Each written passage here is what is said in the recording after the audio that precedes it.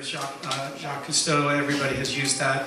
He's also invented gas pods, so you want to get better mileage on your car, look up gas pods. His mind is always working. And you are about to see some amazing photography that he shot years ago, and he also documented the marine life in our channel. And we are very excited to debut this exhibit at the Santa Barbara Maritime Museum, and I know you're going to enjoy listening to Bob Evans. So please welcome Mr. Bob Evans.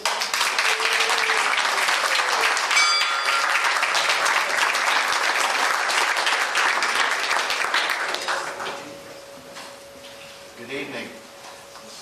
Get the sun.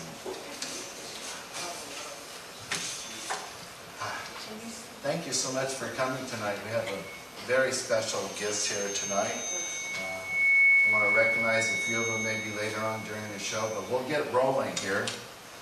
I was very fortunate to have two wonderful parents. I always feel it's important to start out with who created the situation. And it's my mom and dad after my dad came back after the war. And we went off to live in Europe. My dad was a painter. And here I am. I always like to be behind the wheel of the boat. And you can see the captain here is telling me, hey kid, watch where you're driving. Keep your eye on the road. My parents, being that we were raised in Europe, Jules Verne and Jean-Michel Cousteau, Jacques Cousteau, were my inspiration for going underwater to learn how to dive.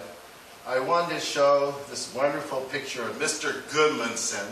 He was from Iceland, and his equipment, you can see, is rather from the early 60s, and his son, Harold Gudmundsson, took me under his wings and took me off Palos Verdes to learn how to snorkel and dive.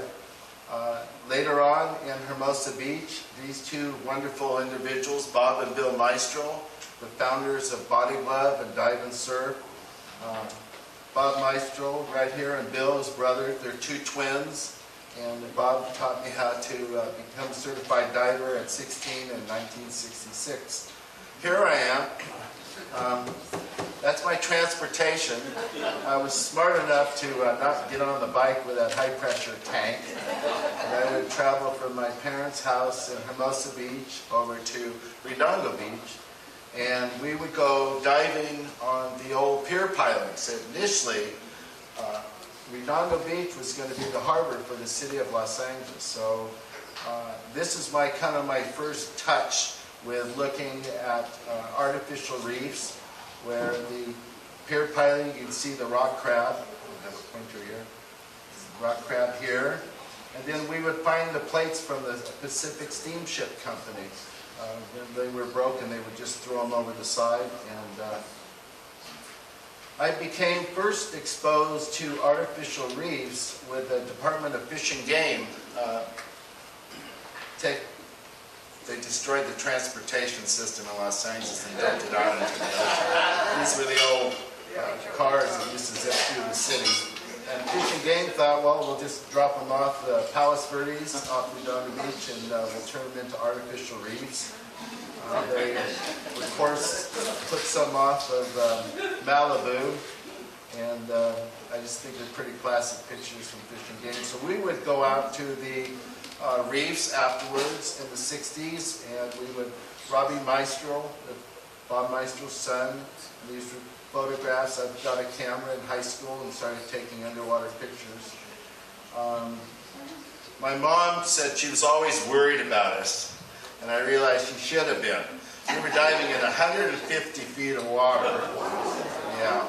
And this is the clay banks where we would drop down, and we would go out there and get a few lobsters. And this is one of the old streetcars. Bob and Bill Maestro had a cousin who was a plumber, and he came up with this great idea of utilizing the back half of the lobster homes. And this is a photo that Harry Pecorelli allowed me to use I didn't take this picture. It's the only picture in the, other than the fishing game. Everything else is my work.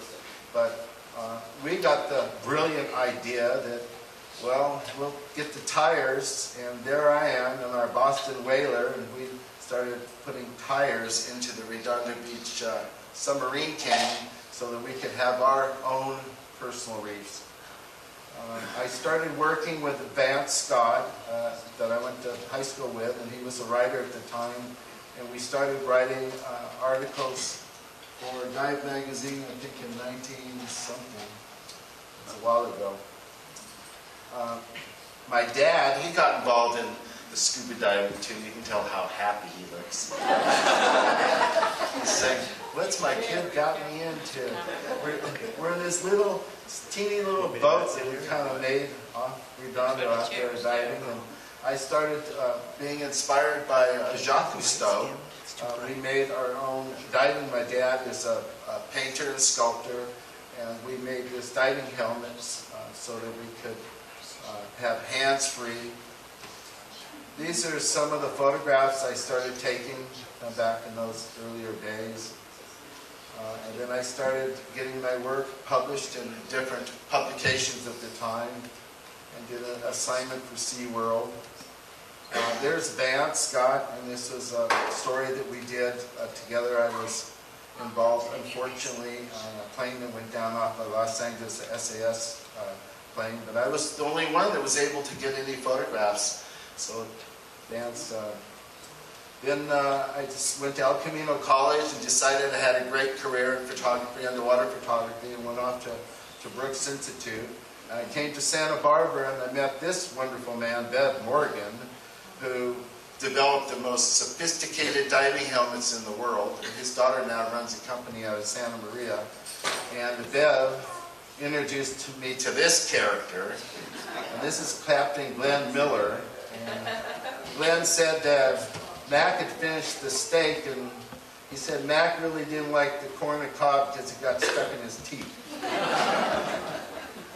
And I was very fortunate as a deckhand on Glenn's boat, the Emerald, and met Scott Carpenter. It was the only dive boat at the time out here on the west coast. There was Rio Rita and San Pedro, and then Captain Glenn Miller. And I had the opportunity, being on board that boat, to meet some very interesting people. So I started taking my pictures out and around the Channel Islands, and spent a considerable time on San Miguel Island. This was our first boat after I worked for Captain Glenn Miller.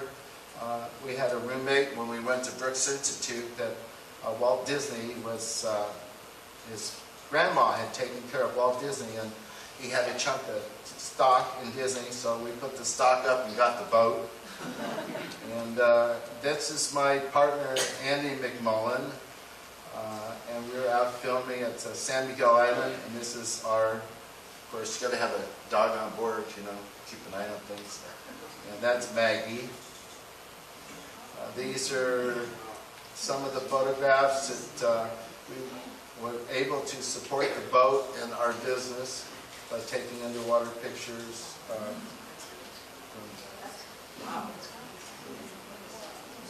This is the actually the hallmark for the Channel Islands that was used for when they became a national parks. They used this picture to help promote the idea of the Channel Islands. It's on the cover of one of the National Park Service books.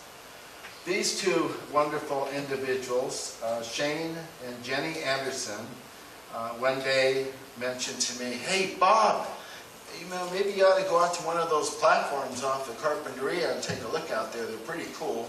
And Shane was collecting different specimens off the platform for a guy down in Santa Monica. So we headed out to platform Hilda, which has now been decommissioned. It's gone. But this was a platform that this wonderful Linda Palmer, who was the first woman engineer for the oil industry out here. In fact, she was the first. They ended up having to put doors on the restrooms. And that's me. And we met John Herring, who was a superintendent of Chevron out here, production manager. And we said, hey, John, we'd like to go diving below your platforms and take a look at the marine life. So these are some of the first photos that we took back in the early 70s. And this is platform Hilda. And you can just see the immensity of life that hangs underneath the structure of the platform. The structures, the platforms themselves act very similar to kelp canopies. The fish come underneath there, it's dark, it's shadows, the predators leave them alone. And here I am, hanging out with, Andy took this picture. And we didn't even have a bailout bottle. I have to tell you what a bailout bottle is.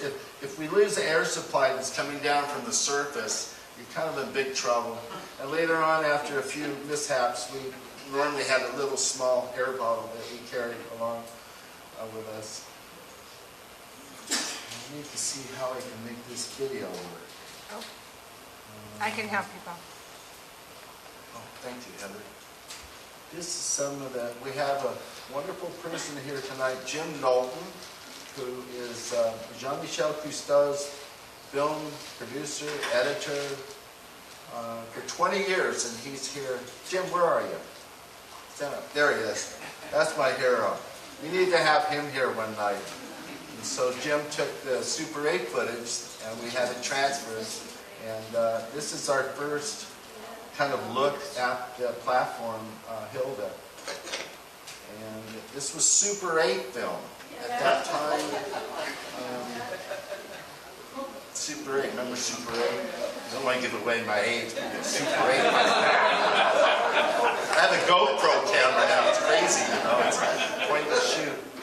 But, okay. And here is my partner Andy. We dragged him out, we went out a couple times a week. We logged 850 dives below these platforms, which I think we have Hunter here tonight. Stand up, Hunter. He's the up-and-coming future. He told me the other day, he works with Doug and stuff. He told me the other day, he says, I want to go out there and take pictures below those platforms. I thought, okay, here we go. We need more of us out there photographing the marine life. This platform, Hilda. And you can see the immensity. I'm not a marine biologist. We have a couple special oceanographers here tonight. I won't mention their names. But it's the mussels and the purple sea urchins and the anemones. It's a real smorgasbord of life. Everything, you really have to move around underwater if any of you are divers. This is a little decorator crab, and you can see the size of it with Andy's finger out there touching it. It's extremely small. And it goes along and it takes sponges off the platform and it actually attaches it onto the back side of it. This is it. It's about the size of a penny. And these days we were shooting 35mm film with a strobe, and you had to do the f-stops, you had to do the focus, and you're going up and down like this, and you're trying to photograph something that close away without bumping into it. And if you get too close, they feel the pressure, and then they skedaddle off. So you have to be. This is eggs from some type of a nudibranch. It's laying its eggs on the platform. These are easy to name, these ones. Lemon nudibranchs. They're up to something. And then this is what happens. You get that. This is a navinax, another type of a nudibranch, like a sea slug. Extremely small. That's about the size, again, of a penny. Oh, I didn't see this. There's a copepod. You see that little guy? Is that a copepod? There's a biologist there. Yeah. Is that a copepod? I think so. Yeah. I just noticed that. Look at that. I didn't even know you can look at these slides and you notice that. This is kind of unique too. This is a red sea Gorgonia, and to see this is hard coral. This is on platform Hilda. I forget what this is, but I just really liked it. It was every time I'd see something different and unique. It's some kind of a hydroid, I think, and it's a little bit bigger. It's about the size of a piece of paper. Geez, I have my notes here. I'm not even looking at them. Okay, good sign. Now, these are gooseneck barnacles, and this is platform A. And right in here, you see a little baby calico bass. Okay, and that thing again is about the size of a dime, and it's zipping around. And gooseneck barnacles. Whoops, gooseneck. What's going on here? Well, I'm moving ahead. You want to go backwards? Yeah. Thank you. Gooseneck barnacle, you can see it right here. They're absolutely fantastic. We could actually be growing these on the platforms. They have a flavor between a lobster and a crab. Oh! Yeah, fantastic. Really fantastic. And they're filter feeders. And this, we found them, primarily we would find them on the back side of a structure of the platform where the water movement was a lot slower. So the larvae probably came around the front side and then went around the back side of the structure of the platform where it settled out. Here again, this is a baby rockfish. You have all these juvenile fish hiding in amongst the club anemones. And later on, as juveniles, and they didn't swim out there from the shoreline. They actually came there in a larval form, and I'll show you some pictures to give you an idea of that. This one I really like. One thing is the camouflage. You see the fish right here. There's its eye, its mouth, its gills. It comes along here. And it's fascinating how everything on the reef just kind of, you get into a spot and blend in. Here again, you see the same fish, but on a different substructure. You can see the eye right here, and the mouth, and coming up across here.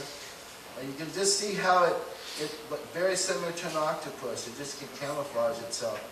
These are carpets of anemones that you find in different depths, primarily down deeper, 60, 70 feet of water. This is a scallop, a very large scallop.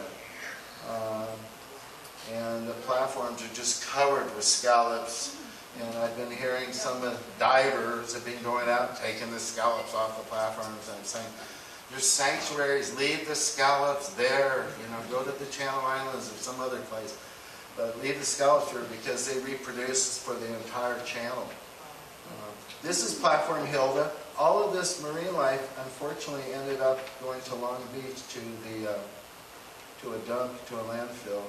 And I was so tied up with my fin business, it kind of happened very quickly.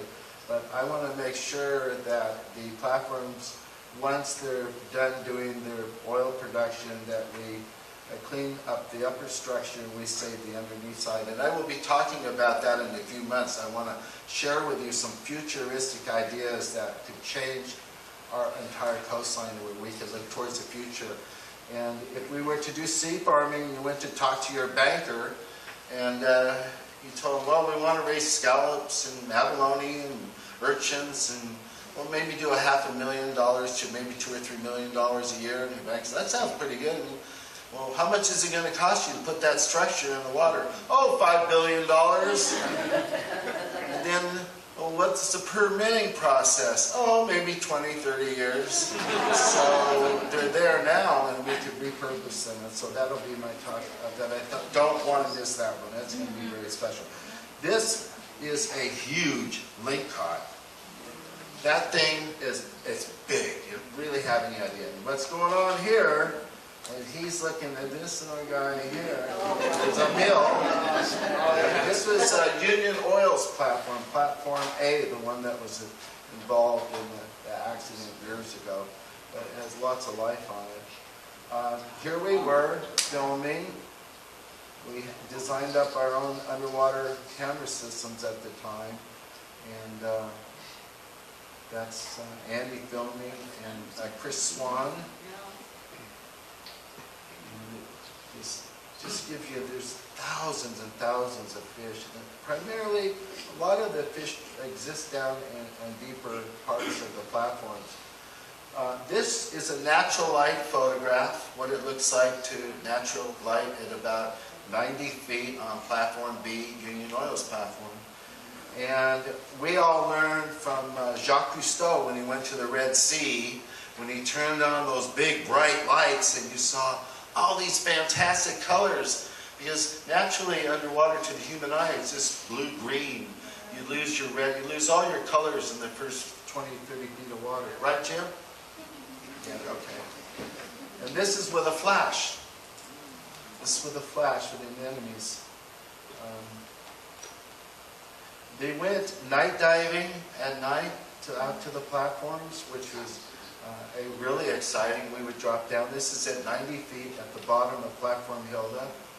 And that's Andy lighting up the bottom. I'm taking still photos. Here at nighttime, you see the rock crabs in here. And at nighttime, during the day you don't really see that many crabs crawling around, but at nighttime it's pretty active below the platform. And the mussels that are on the upper part of the structure, when big waves and surf come along, they break off and they drop down to the seabed. And it turns into a meal. These two crabs are deciding who's going to get that mussel. This is a little love scene. That's a love on the platform. They don't have television. This is a spider crab, a very large one. It's probably about that big around. And again, it's got some pretty substantial pinchers right here. You get a little close, that dude comes out and wants to get in action. Here's another, we call them sheep crabs. And this is at nighttime. You can see all the barnacles existing. That's pretty cool. He's just crawling along, having a meal. This is, again, a bottom picture of platform Hilda with these large metridium anemones. Those are about 3 to 4 feet tall.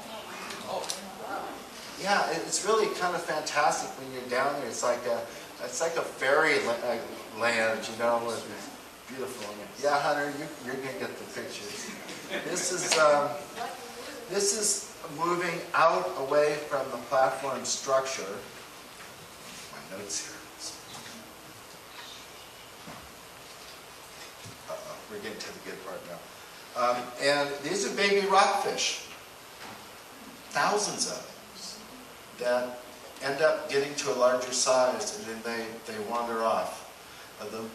I'll show you some of the fish.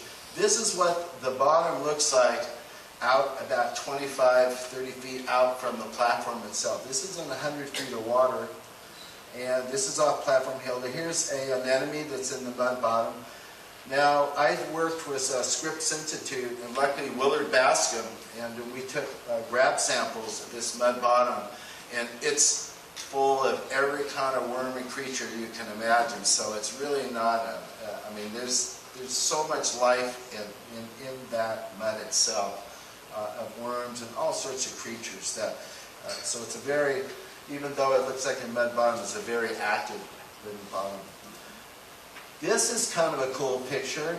This is down at 210 feet, I think, on the deepest dive we ever made on platform Holly, which is up for decommissioning. It's off of Goleta. Because of unusual circumstances, Beneco had to shut down their operation. They basically couldn't move their oil anymore. So we ended up with this beautiful platform in the state of California. So we get to decide what we want to do with it. We can clean it up. I think ExxonMobil has donated quite a few $1 million to help clean up the facility. And we're proposing to save the underwater structure. This is kind of hard to give you an idea of size, but this is a school, ballroom school of fish, okay? And I'm down on the bottom looking up, and there's Andy. Look at his eyes. He's saying, Bob, look at those eyes. You see those eyes? His wife told me, he told me I almost killed him a couple of times. It's Bob. It's time to get the heck out of here. Like, look where my air is at. That's not good. No. That's not good at all. We had a great partnership, and at one point he said, I'm out of here. He became a district attorney in Los Angeles, a very famous one. I said, I've had enough diving with this guy. That's severe, I tell you, that's not good at all. So he took off. I'm out of here, Bob. Enough pictures. We're heading up. That's Platform Holly. Now, we had great times with cabezons on the platform. And the cabezons tend to stay on the platforms, reproduce on the platforms. And you can see this guy right here. There's his eye. And they're the master of camouflage. Wow. They're communicating. Bubble talk. And it's the males, if I remember correctly, that here's the eggs, and I think the female lays them, and the male guards them. And that's on Platform Holly. And this was a Platform Hilda, again, the egg mass, here as you can see. And I always like that picture. The cabezons are just totally cool. There's the eggs. This is on Platform Holly. Certain times of the year we would come out there and we would see the eggs laid. And then a few months later, I'll show you what we saw. There's the eggs. We brought them in, looked at them underneath the microscope. And what's really cool is you can see the cabezon eyes, even with the little teeny embryo. That's the eyeballs. And then there's a baby cabezon. You look at the size of this starfish, right? And there it is, hanging out. And then here it is again, very small. This one over here, very small. I mean, it's maybe about that big, 2 to 3 inches. And this is Hillary Hauser of Heal the Ocean. We did a lot of articles and stories at the time. All of our funding, really, we received very little money from the oil industry. They gave us the permission to go out there diving, which was totally cool. No one else had permission to do this. In fact, I've heard over the last years that this would have never happened in the 2000s. The liability and what do you guys want to do? Good luck, Hunter. And here he is again. It's the beautiful, how every time the cabezon would get onto a different background, I could show you, spend 2 hours tonight, just pictures of cabezons in the camouflage. And look at this one, how it's taken on the patterns of the anemones sitting around it. Oh, and that one's sitting on those big gooseneck barnacles. Get out of the way, we're going to take a few gooseneck barnacles home. And now I will say this. People have always said that some of the platforms, some of the fish come from other areas over to the platforms, and that's true. This is a large calico bass that came off Carpinteria Reef over to the platform to get a meal. And that thing was about that big. It was a big one. And I was lucky to be able to get a picture of it. So fish do come in from other areas. This is a very big, large mola. It's called sunfish. You'll see them out here in the channel. Right, Jeff? Don't fall asleep, Jeff. We have a diver with us. You've seen them come up out of the water, right? They jump up out of the water and they fall back down because they get parasites on them. And parasites are kind of a bummer. And so they come into the platform, and I have video of the fish coming up, and they just stop underneath the platform, and the fish peck off the parasites. A kind of symbiotic relationship is pretty cool. I had over 7,000 feet of film that hasn't been transferred. Jim, hopefully we're going to put it together, have a documentary of all this crazy night diving. We've got some footage of things you wouldn't even believe. That it's all down in Hollywood. It's stored right now. It's safe until we have the finances to transfer the film. This is a purple's anemone, and there's Annie. The platforms, this pelagic life comes drifting through.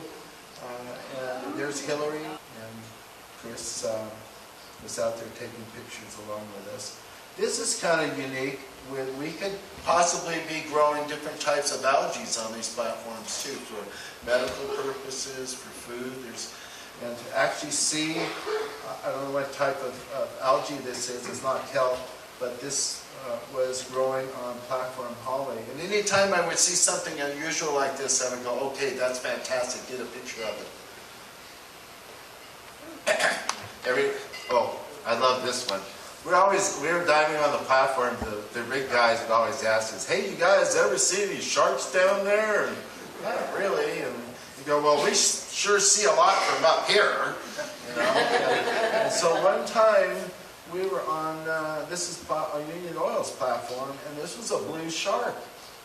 It just came out of the middle of nowhere, and I watched this thing swim along, and they move at a fairly quick rate. They're more scared of us than we are of them, to be honest with you. I've only seen a few sharks out here in all the years of diving.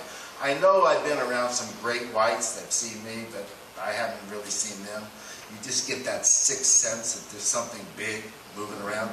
And your visibility most of the time isn't from over here, just, 25 feet. So it can be across the room and it knows where you're at. Well, you wouldn't believe this. This blue shark just came into the platform, it just swam along, and it just went over and just ate this fish. And I went, whoa. And then it turned around and kind of looked at us, and we went, whoa, we're out of here. So Andy and Hillary, yeah, we're safe up on deck. So these are some of the magazines that we were publishing our work in at the time. Hillary and I did a book called Guys Are Doing, and he slipped a nice check underneath the door of my office. And we looked at this and went, wow, that's very nice and very generous. Because all of the work was supported, the designing, everything we did came out of selling these pictures in magazines. And believe me, they didn't pay a lot of money. So DI says, you know what? I want you guys to go out to this platform Hondo. At the time, it was the deepest platform in the world to be stuck in.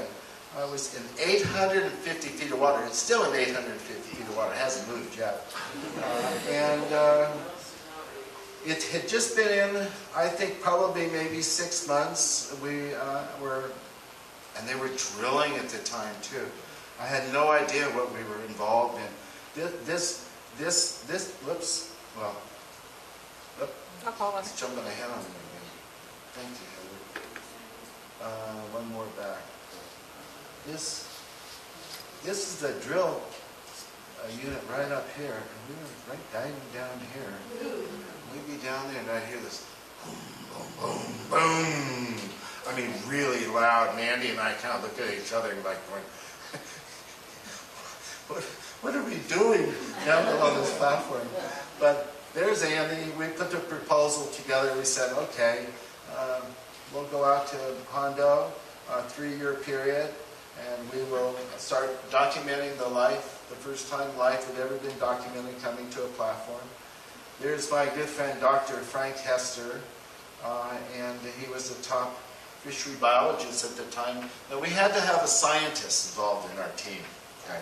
It's always very important to have a renowned scientist. And so Frank worked with Scripps and the NOAA, and this is actually a blueprint of Platform Hondo to give you the kind of size, immensity of the size. And we were diving basically up into this area here, to this structure, down to 120 feet of water. So what we did was we proposed that we would put camera mounts on the platforms with marine epoxy, and we would come in with a camera, attach it down to this post, and take a series of photographs over a 3-year period at different locations on the platform. So we had, this is the 31-foot camera mount, and this is this is heading down below Hondo. So we kind of get an idea. It's rough seas, and this is just the platform had been in just for a few months, and this was the life that was already starting to accumulate on the structure within a very short period of time. Here we are, Andy's breaking off, looks like some mussels with a knife eating the fish. This was another site at 31 feet, another location that we used. And there's our 16 millimeter Bell and Howell camera, old World War II camera. And it only made a few dives. We were down 125 feet of water, and Andy kind of waved me over. I look at the front of it, and I see this water going up inside the housing. And well, that was the end of that. So we ended up designing our own. The 16 millimeter film was fairly expensive to use at the time, so we split into the Kodak Super 8. This is a view from one of the camera mounts to give you an idea. There's 3 views here, and this is one of the shots, and then a few months later we're back again, the same position, same location, and you can see the life as it started to build up. So we have a whole series of these types of photographs in all these different depths. This is Bad Boy, John Hodges, Marine Tech student, and he was responsible for making sure that we didn't stay down too long. He kept the logs, our dive logs, for us to make sure that we weren't extending too long of a period of time underwater. And here Andy is on its way down deep. And this is the view that you see as you drop down. We would drop down a ways away from the platform and drift into the structure. Here Andy is down at 120 feet, filming when we still had our 16 millimeter camera. And we were on a hookah, which is an air hose from our boat, but we also were smart enough to have a big bailout tank, a scuba tank. So what would happen when we got down in these depths, our hookah couldn't supply enough air to us, and we get down and we look at each other and we turn on our tank so that we could work at that depth. This is coming back up from down deep on platform Hondo. These are all the rockfish. There's thousands and thousands and thousands of rockfish that exist down, and these are juvenile. And Dr. Milton Love from UCSB is the expert on this. He's been studying all these platforms out here on our channel for close to 20 years. This is Vic Cox, a writer, journalist from Santa Barbara. He's thinking the same thing we all thought every time we jumped over the side of the boat. Like, what the heck you got me into, Bob? Look at the surf, the wind's blowing. And these some more pictures from along here. These are brittle stars, platform Hondo. These are all part of the research. This is the only albino mussel I've ever seen in my life. One albino mussel, and I didn't take it. I really never took much life off the platform until later on down the road. This is the California state fish, Garibaldi.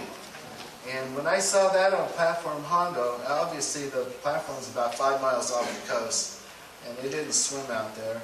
And that thing was zipping around like a mosquito. And I only got one picture of that little rascal. You can get that. It's smaller than actually a dime, the size of it. And it's named after the Italian general, Garibaldi, because they're very vicious. They protect their nest. This is a convict fish. Looks familiar, huh? Convict fish. That's an easy one to remember with the stripes. But that's extremely small too. This is on platform Hondo. So these little baby juveniles, we would come out there. Throughout the time, we'd see this Telia anemone on the platform. It's really beautiful colors. This is anemone having a meal of one of those little decorator crabs. And here's our little crab right there, and it's on its way. They made the mistake of bumping. This is an octopus on platform Hondo that camouflaged itself in around the mussels. Extremely small. These pictures were shot with a 55 55 micro lens, Nikon lens. This is a clown nudibranch, very fitting. And if I'm naming these things wrong, anyone can help me. This is a purple sea urchin that Jeff is looking at, maybe possibly starting to commercially harvest off the platforms. And this is another type of a sponge on platform Hondo. gives you an example of these beautiful little shells here. Just, I mean, they're so small. And unless you go, you have to really get in close to the structure and look around. And just the colors and the large scallops and muscles. It's here again, platform Hondo, everything's just covered. We're talking about, it's been 40 years since I was out diving on Hondo. We're talking about possibly going back again and having a reunion and seeing what it looks like 40 years later. The camera mounts at Exxon, I told them, you guys don't realize the camera mounts are still there. We epoxied them onto the structure. They weren't going to come off, so and we could find them. Here again, this is really cool. We have this a scallop here growing inside of a mussel shell. So it's going to get bigger and move along. This is how it ended up in the final chapter of Platform Hondo. It just turned into a massive amount of life in this upper part of the structure. And that was kind of our 3-year, 1974, I think 1977 adventure on Platform Hondo. And Andy's checking his dive watch. Look, up. Hold on. It's rascal. So I started, at that time, you had to design your own stuff. There wasn't the equipment that was available on the marketplace. So, and I was always the one out on deck holding the camera system. So these two guys from UCSB, I had this great idea of using a buoy that we could control to go up and down, and they made it a reality. And here's our buoy with our camera system here. We had a film camera, and we also had another camera, a Super 8 camera. So when we saw something in black and white, and this way we could put the buoy out on the surface of the water, go back in the cabin, have a beer, and watch the camera and lower it down. This was another camera system I designed for surveying around the platform to look at a lot of the life. Then we got involved in an extremely interesting project with Linda Palmer, who's kind of off the screen a little bit. But she had this brilliant idea that Chevron was spending a fortune. They never anticipated this much life growing on these platforms out here on the West Coast. They were familiar with the Gulf of Mexico, where they just get sponges and big schools of fish. But out here, you had all these invertebrates, so they had to clean off the upper 30 feet of water. So then they came up with this brilliant idea, and here they are. It was very expensive. I just heard it cost one company close to $1 million a year to take off the mussels in the upper part of the platform. And they have to jet it off. It all falls down to the seabed floor. That's actually the bottom hazel. And you can get an idea that the mussel man came almost up to 25 feet up off the original seabed floor. And then down, when the mussels fall down to the bottom, of course, the starfish are down there, ready to eat them. And this gives you an idea how big the starfish are on the platform. It's massive. So Linda had this great idea. She said, well, why don't we use the starfish to eat the mussels? You know, that sounds like a good idea. The only problem was, all the starfish were down at the bottom of the platform. Now, how'd that work out? Well, the starfish are up in the intertidal area, eating away, and a big wave comes along, and that big clump of mussels goes and drops down 100 feet down to the bottom. Okay, well, that's a great idea. All they need to do is get back up to the surface, right? Well, we found out with Dr. Noel Davis and Artie Wolfson and George LaBelle, all PhDs from Scripps Institute, that, and here we are filming juvenile, we got some juvenile starfish and we stuck them on the upper part of the platform by hand, stuck them around to see what kind of a cleaning process we would take. This is a little video here. And we had time lapse. This is kind of cool. Jim put this together for me. Ooh. Yeah, and what's interesting in watching this, you'll see cabezons coming in. This is nighttime now. We ran this, the cameras, we mounted them to the structure itself. And you'll watch as it brightens up during the daytime. And here's daytime. It's sunlight's out right now. And as it gets darker, the lighting will change. And what was interesting, we would notice the the cabezons would lay on the starfish, and I think they were probably, the starfish had little pinchers on them, and they would clean off the parasites. So here was the problem that we found out. It was very interesting. As I think Dr. Mutual at UCSB, these club anemones, and everything's in different zones on the platform. So the club anemones start showing up about down out of the intertidal area, down 30, 40 feet of water. And this situation is, and here's Erica looking at some club anemones. They have these little stinging cells on the ends of them. And in Madison, I think they call them the little round ends here. And what happens is the starfish are down there on the seabed floor, and they want to hike back up to where the food is. And I got the series of pictures here. You see it starting on its way up, and it's pulling back. I figured this was the greatest system in the world, how they worked it out. One guy would go up on the anemones and start getting stung like mad, and another one would get up on the back of that one and go up, and they kind of jumped up with each other as they to get back up, 90 feet back up to where the mussels were. So we thought, well, this is kind of interesting. What if we get rid of the anemones? What's going to happen? So we went out there, and we basically carpet cleaned a strip of anemones off the structure all the way up to the intertidal area. Within an hour, the starfish were hightailing off the seabed floors, and like a door opening up, and they just charged back up. You can see them here on their way back up. And so it was really an extremely interesting program. This was an underwater camera system that I designed, and here we are filming the starfish. You can see them, they're heading up that path. And it was the first time that anyone, we called it a better way. It was the first time that we were working with nature instead of working against nature. And the oil company was happy because they were saving money and not having to blow all this stuff off. They had to go down the seabed, and we were utilizing the starfish to do the work. And we have Rick Williams here tonight, all the way in from Hawaii. There's our buddy Rick. Yeah. Rick lives in Volcano Village, if that tells you anything. His house is shaking all the time. Hey, Rick, how's it going over there? My house is shaking. And that's Rick. Spent 5 years with the Department of Health and Fish and Game. And we said, look at all these mussels out here. We could turn this into a great business. At the time, you could only harvest mussels for bait, fish bait. Well, if that were okay, we'll go out there and get some mussels. It took us like all day long to take the mussel meat in a 5-gallon pail.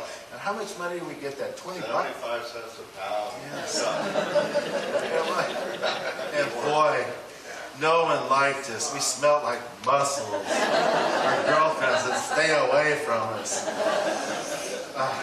Anyway, so, and the mussels here is one reproducing, releasing the sperm onto the platform is just productive. That's why there's so, this is actually a very rare photograph. It's not every time you can kind of catch something like this happening because it happens really fast.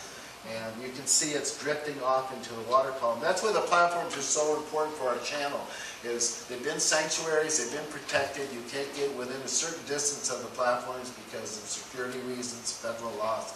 So all that stuff is just reproducing, and it's just spreading out along our entire coastline, which is good for all of us. So there's our scientist again, Dr. Hester. And Rick was able to get the Department of Fish and Game and the Department of Health to say, okay, you guys, we'll let you go out there and harvest these mussels, but you can can them. And Rick knew the local, being raised here in Oxnard, he knew the local cannery, and they were looking for alternative businesses. So we received a federal grant some time ago, and $22,000 grant. The deal was we had to match the money, which we did in kind, and so we went out there, and we have, of course, Dr. Hester is our scientist, and this is a video of, we were using machetes at the time to collect the mussels. It's not easy.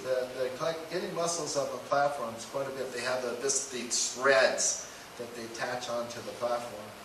And so there's probably better ways, but this was back in the early 70s, newer ways that probably Jeff is looking at harvesting off the platforms out here.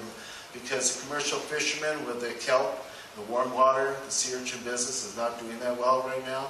So we have a lot of fishermen without work, and this would be a very good way to. There's Rick. Hey, Rick. Without his beard. And there's a bag of mussels. There's Rick on our boat, and we've got our first big collection of mussels. And here's Rick with, was that Johnny, right? John Tuso. Yeah, John Tuso.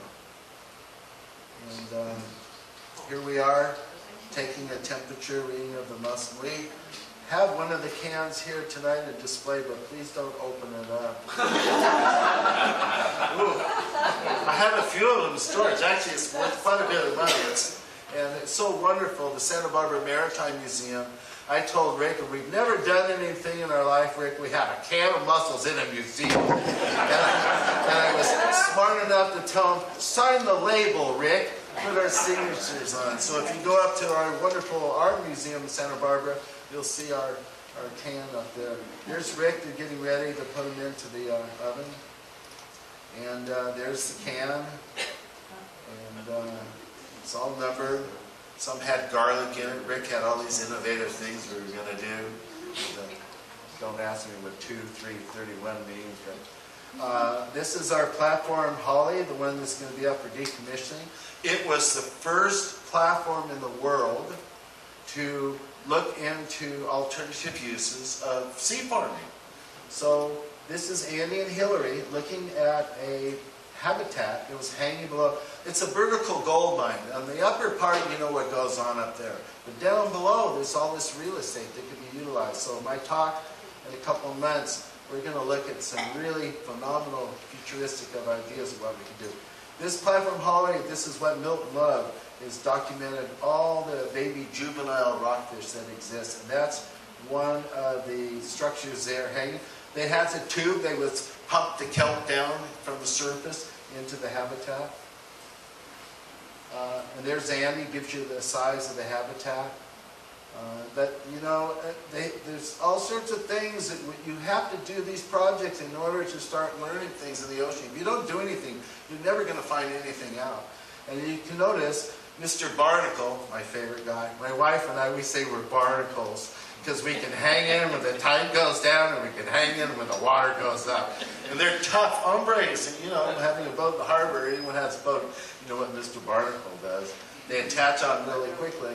So, you know, you'd have to research out different ways of controlling the biofouling on your structure.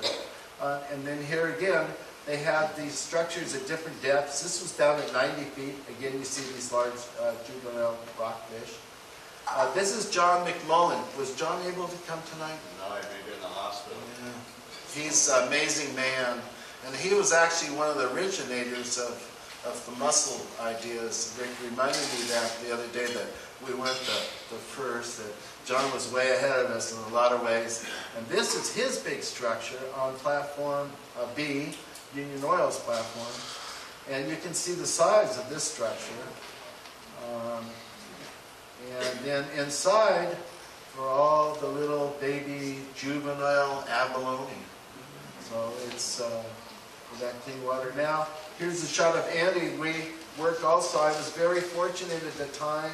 These guys were the visionaries for sea farming in the ocean, allowed me to take pictures. And these pictures are the first time anyone's really ever seen these pictures. And I have to do a whole evening on photographs of the different habitats that were made. Here we are. When Swint was innovative, he made his out of glass. So the sunlight would come into it, the sunlight would come in, and the algae would form in there, and then he would put the abalone in there to eat the algae inside the habitats. When Swint's no longer with us, but he was a real revolutionary when it came to sea farming ideas. And there's some of his little baby abalone. They're about the size of a dime. And here's Lynn. This is a shot from the Channel Islands of Babylonia and the industry, we'd really be nice to be able to revitalize it again through sea farming. So, as our culture expands, as we've all lived here long enough to see the growth along the coast of St. Columbia, it's a nice place to live.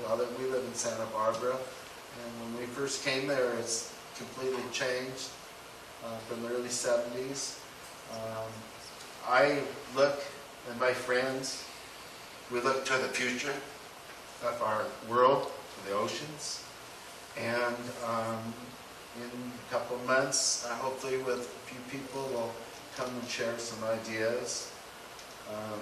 Andy, unfortunately, ended up getting cancer, and before he died, his last words to his wife, Sasha, were, "Bob, tie up the boat." Wow. Yeah, tie up the boat, Bob. So that's what this evening is about tonight, is tying up the boat and letting everybody see the adventure that we have. And there's, come on over here, Susie. Come on over here, honey.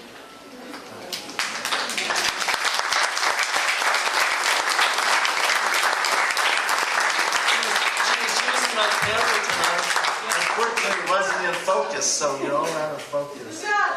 Yeah. So it's my little sister's birthday today, and I want to wish you a happy birthday to you. Happy birthday to you, and many more.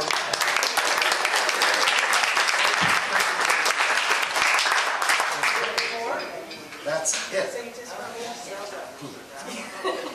Oh, there's some. Oh, thanks, Heather. Thanks, Heather. You're welcome. Did you want to answer any questions?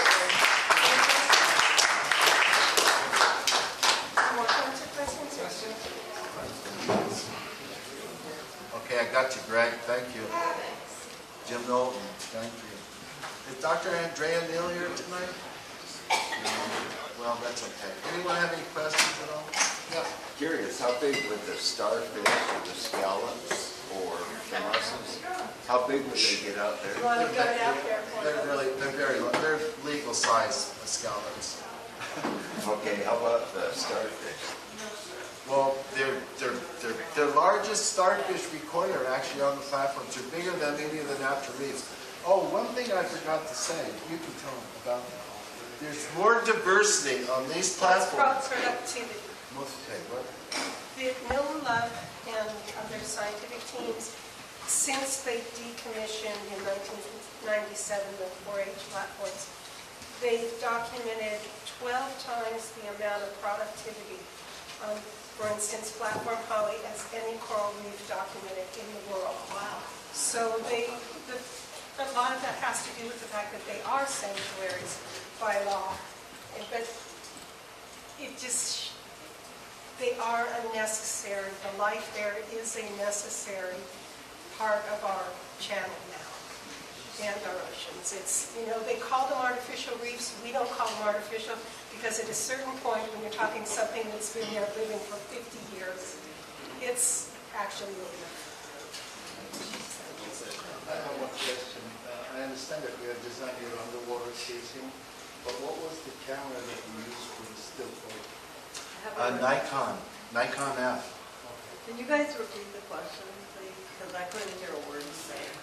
What kind of camera did I use? It was a Nikon F 35mm camera in an ocean eye housing that Bates Littlehale designed from National Geographic. And it was it's going to be my urn. Okay. Seriously, I'll put my ashes and dump it way out the islands. Were you using additional strobes? Yeah, I used subsea strobes at the time with big batteries. It was quite complex. Nowadays, these new up-and-coming photographers, they have electronic cameras with thousands We of can't figure out how to use. I feel really bad. These photos are, personally, they're really not that great, but they're historical, okay?